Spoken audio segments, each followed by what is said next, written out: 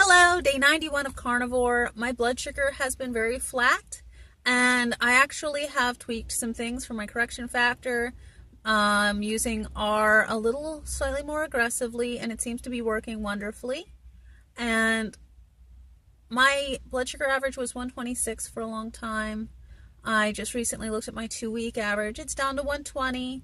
So we're getting better with dosing. Now, when you try a new dosing strategy like with R and you're using a pump or you're using MDI and say you're trying to split your Levomir or anything like that, I know that there's going to be some blips in the road, so I don't want you to be super hard on yourself. Use your Dr. Bernstein principles to manage your protein intake and covering protein. Do your basal testing, test your correction factor, test your blood sugar often, and use your CGM if you have one.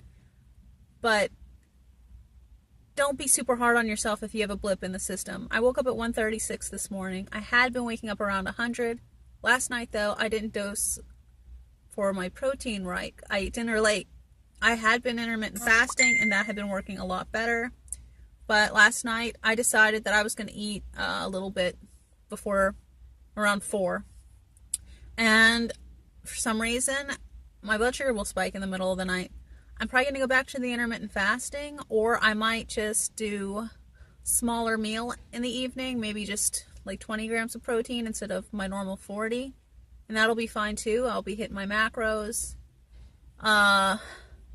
Yeah, so I just took that information, I corrected, and I made a note. Okay, I didn't bolus enough R last night, or maybe I need to test in the middle of the night or tighten my CGM lines. Maybe I missed the spike, what have you.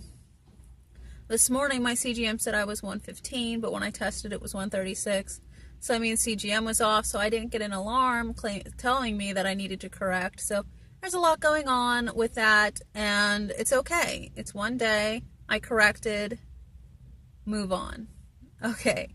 So today I'm sitting outside of BJ's. I'm going to go and get some ground turkey, allspice, garlic powder, and ground sage, all of them ground. And then you put salt and pepper, and I'm going to make some turkey breakfast sausage patties.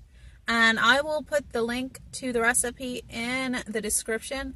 But one thing that I'm trying to do is get less processed meats, because I really love bacon. I don't know if you noticed, but I eat a lot of bacon, and I don't need to eat a lot of bacon. I do like sausage, but I hardly buy it because of the ingredients. And then through the power of the internet, I found a recipe that can use either pork or turkey. I asked my husband, do you want pork or turkey sausage? He said turkey. So we're going to go in and we're going to get a big old hunk of thing of turkey, make these. And what I'll do is I will portion them out in 1/4 of a pound patties.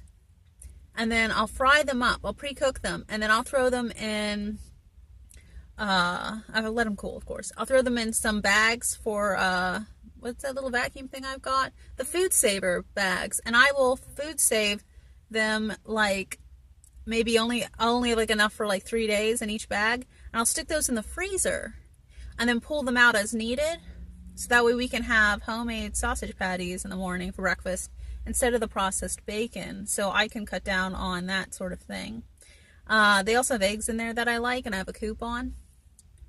I feel really good, other than the little blurb of a 136 this morning, which is super rare. I will say that. The only other time I've been spiking is post-workout, and I have learned a dosing strategy for that. Yesterday I only hit 126, and that came down pretty quickly because I have been pre-dosing tiny bits of insulin about an hour before I work out. So that way, if I don't work out and it does correct my blood sugar, I won't go low, but then when I do work out, it helps minimize the spike, because weightlifting, resistance training, especially when you're starting to get more intense like I am, it's going to spike your blood sugar, and so you need to learn a dosing strategy. Or another way to lower blood sugar after a weightlifting spike is to do cardio. Personally, I try doing cardio after my workouts. I don't want to have the excuse if I don't have time, but I just don't have time. I prefer to do my cardio on the days I don't do the lifting. I'm going to be honest. I'm not eating in excess, so I don't need to burn off extra calories for the most part every day. My weight has been pretty stable. It was 110.4. I would like to be around 109. Currently, my protein intake has been 1 gram of protein to the desired body weight. So I'm getting around 100 to 110 grams of protein a day. I did drop my fat down to 70 because I do want to lean out, because my body fat was a little elevated when I went to get my bod pod the last time, and I didn't feel comfortable with that because I noticed I needed more insulin. So I have been macro counting. So that's why we're going to get the turkey. I also have been measuring out my cream in the morning. Another good way to cut the cream out is to quit drinking so much coffee, or just drink black coffee. Now, I personally love coffee, so I would rather I'm going to choose to drink black coffee. I have been actively adding the gelatin to my coffee, so I should continue seeing some sort of result with that. It's supposed to help your nails, it's supposed to help your hair, your skin, and your joints in the long run. I'd really like to not have arthritis later in life, so I'm sort of counting on that. Salt. A lot of people have questions about sodium, electrolytes in general.